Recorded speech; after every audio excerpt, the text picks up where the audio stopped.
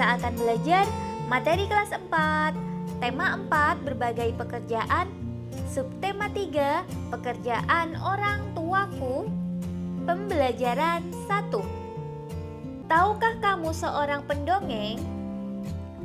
Pendongeng adalah orang yang menyampaikan dongeng kepada orang lain. Mendongeng adalah pekerjaan orang tua Sani, temanku. Apa pekerjaan orang tuamu? Ya, di sini terdapat dongeng. Kakak akan bacakan dongengnya, silahkan kamu simak ya. Tupai dan ikan gabus. Dahulu kala, hiduplah sepasang sahabat di daerah Kalimantan Barat. Mereka adalah seekor tupai dan seekor ikan gabus. Setiap hari, mereka melakukan kegiatan bersama, mencari makan, bermain, bahkan mengunjungi tempat-tempat baru selalu dilakukan bersama. Suatu hari, tupai tidak melihat gabus sahabatnya. Ia mencarinya ke tempat biasa gabus tinggal. Saat bertemu, tupai sangat kaget. Gabus terlihat lesu. Ternyata ia sedang sakit. Tupai sangat sedih. Ia menawarkan makanan untuk sahabatnya, namun gabus tidak berselera makan. Gabus hanya menginginkan satu jenis makanan yang diyakininya dapat menyembuhkan penyakitnya. Tupai berjanji akan mencari demi sahabatnya. Setelah gabus mengatakan makanan yang dapat menyembuhkan penyakitnya, tupai sangat kaget. Ia harus mencari hati ikan hiu. Ikan hiu sangat ganas. Tidak terpikir olehnya, ia bisa mendapatkannya. Namun tupai bertekad untuk mendapatkannya. Ia ingin sahabatnya sembuh. Tupai kemudian melompat dari satu pohon kelapa ke pohon kelapa lainnya yang dekat dengan tepi pantai. Saat menemukannya, ia melubangi satu kelapa dan membiarkan airnya habis. Kemudian, sang tupai masuk ke dalam kelapa. Angin kencang membuat kelapa jatuh ke pantai dan ikan hiu memakannya. Di dalam perut ikan, tupai kemudian keluar dari kelapa dan menggigit hati ikan hiu. Ikan tersebut mencoba bertahan sampai kehabisan tenaga. Ombak besar membawa ikan hiu ke tepi pantai. Saat itulah tupai keluar dari mulut ikan hiu dan membawa hati ikan kepada sahabatnya. Sampai di tempat ikan gabus, tupai kemudian memberikan hati ikan hiu untuk dimakan. Beberapa hari kemudian, tupai melihat sahabatnya segar kembali. Betapa senangnya tupai melihat ikan gabus sehat seperti sedia kala.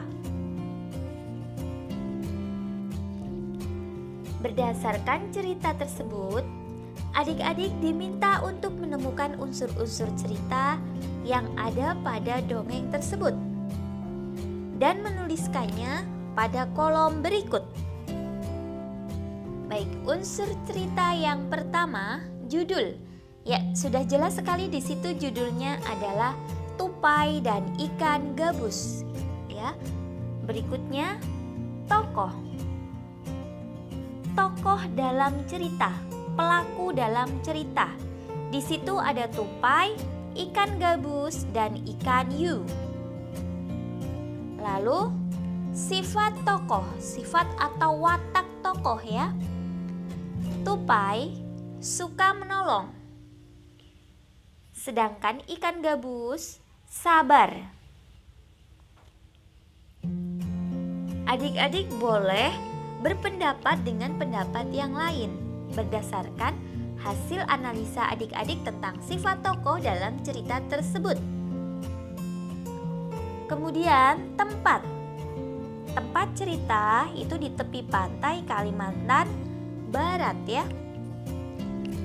Lalu awal cerita itu dimulai ketika Tupai melihat ikan gabus lesu. Berikutnya akhir cerita. Akhir cerita itu ikan gabus sehat seperti sedia kala ya setelah memakan hati ikan hiu. Pesan moral. Pesan yang dapat kita petik dari cerita tersebut yaitu kita harus saling menolong. Tahukah kamu, dalam bercerita, pendongeng sering menggunakan wayang yang terbuat dari kayu. Wayang tersebut dibuat oleh pengrajin kayu. Ayo kita cari tahu lebih lanjut tentang pekerjaan pengrajin kayu. Dayu mempunyai teman yang bernama Beni. Pekerjaan ayah Beni adalah pengrajin kayu. Mau tahu apa saja yang dilakukannya? Berikut ceritanya. Pekerjaan ayahku adalah pengrajin kayu. Ayahku membuat meja dan kursi. Untuk menghasilkan kursi, awalnya ayahku membeli kayu, memotongnya, membentuk menjadi kursi, menghaluskan, lalu mengecatnya. Waktu yang dihabiskan untuk membuat kursi kurang lebih 1 minggu. Ayahku menjual meja dan kursi buatannya ke toko mebel. Di toko mebel itulah orang-orang bisa membeli meja dan kursi buatan ayahku. Selanjutnya, mari kita jawab pertanyaan berdasarkan teks tersebut. Yang pertama, produk apa yang dihasilkan oleh ayah Beni? Produk yang dihasilkan oleh ayah Beni tadi sudah disebutkan yaitu meja dan kursi. Lalu, apakah pekerjaan ayah Beni termasuk menghasilkan barang atau jasa? Jelaskan alasanmu. Ya, pekerjaan ayah Beni menghasilkan meja dan kursi. Meja dan kursi merupakan barang. Pertanyaan yang ketiga, apa saja yang harus dikerjakan oleh pengrajin kayu? Yang harus dikerjakan oleh pengrajin kayu, pertama membeli kayu dan memotongnya. Kemudian membentuk menjadi kursi, menghaluskan, dan mengecatnya. Baru setelah itu menjual kursi ke toko mebel. Ini yang harus dilakukan untuk menghindari kerusakan hutan. Yang pertama, melakukan reboisasi utamanya pada lahan-lahan yang kritis. Kedua, menerapkan sistem tebang pilih. Kemudian, mengadakan penyuluhan tentang pentingnya hutan bagi kehidupan. Lalu, menindak tegas mereka yang terbukti merusak hutan. Kemudian, aktif mengevaluasi izin usaha perusahaan-perusahaan yang usahanya melibatkan pembebasan lahan hutan.